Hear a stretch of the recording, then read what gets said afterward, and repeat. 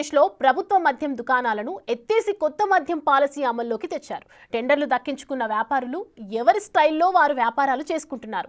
ఆ క్రమంలో అక్కడ వైన్ షాప్ పెట్టిన ఒక ఎన్ఆర్ఐ చేసిన పనికి మిగిలిన వ్యాపారులు అందరూ ఏడుస్తున్నారట. ఆయన చేసిన పనికి అక్కడ మందుబాబులు ఫిదా అవుతుంటే తోటి వ్యాపారస్తులు మాత్రం అగ్గి మీద గుగ్గిలమయ్యి ఆయన పైన సెంట్రల్ మినిస్టర్కే కంప్లైంట్ చేశారట. ఇంతకీ ఎవరా ఎన్ఆర్ఐ? అసలు అక్కడ ఆ రచ్చకు కారణం ఏంటి?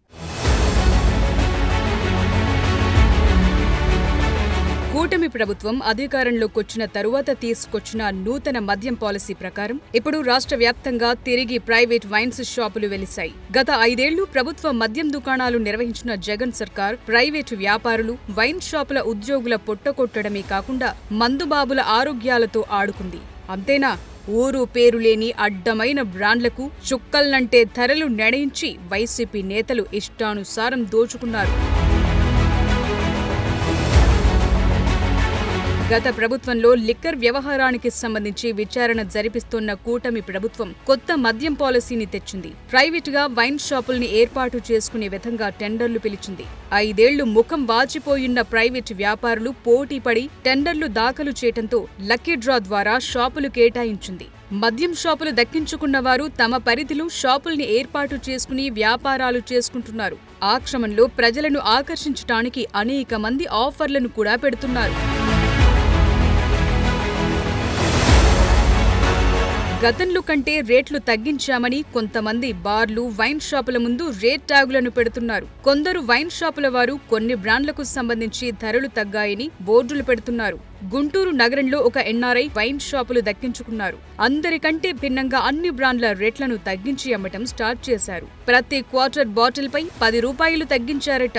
దాంతో మందుబాబులు ఆయన షాపుల ముందు క్యూలు కట్టడం మొదలుపెట్టారు. చుట్టుపక్కల వాళ్లే కాదు, మిగిలిన ప్రాంతాల నుంచి కూడా పలువురు ఆయన షాపుల దగ్గరకొచ్చి కొనుగోళ్లు చేశారట. అలా కొన్ని రోజులు కొనసాగటంతో చుట్టుపక్కల ప్రాంతాల్లో ఉన్న వైన్ షాప్ ఓనర్లకు తమ విక్రయాలు తగ్గుతున్నట్లు తెలిసొచ్చిందట. షాపులు మొదలు పెట్టినప్పుడు ఉన్న బిజినెస్ ఎందుకు ఒక్కసారిగా తగ్గుతుందని అందరూ కలిసి ఆరా తీస్తే అసలు విషయం వారికి తెలిసిందట. తమకంటే తక్కువ ధరకిస్తుండటంతో ఆ ఎన్ఆర్ఐ షాపులకు డిమాండ్ పెరిగిందని గుర్తించి వ్యాపార ధర్మం పాటించాలని రాయబారాలు నడిపారట. అయితే ఆయన ఎన్ఆర్ఐ అవటం, రాజకీయంగా పలుకుబడి ఉన్న వ్యక్తి అవటంతో అందర్నీ డోంట్ కేర్ అన్నారట.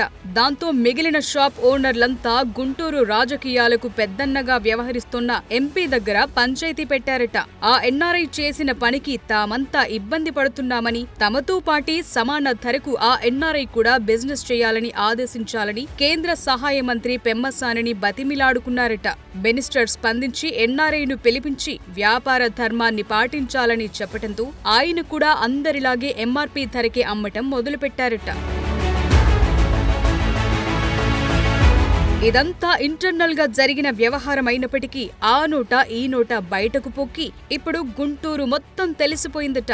లిక్కర్ రేట్లేంటి, 10 రూపాయల పంచాయతీలో కేంద్ర మంత్రి జోక్యం చేసుకోవటమేంటని అందరూ తెగ చర్చించేసుకుంటున్నారు. మొత్తానికి ఆ ఎన్ఆర్ఐ క్వార్టర్ బాటిల్ కి 10 రూపాయలు తగ్గించి వ్యాపారం చేయటమేంటో, ఆ 10 రూపాయల పంచాయతీని కేంద్ర మంత్రి సెటిల్ చేయటమేంటో కానీ ఇప్పుడదే అక్కడ హాట్ టాపిక్ గా మారింది.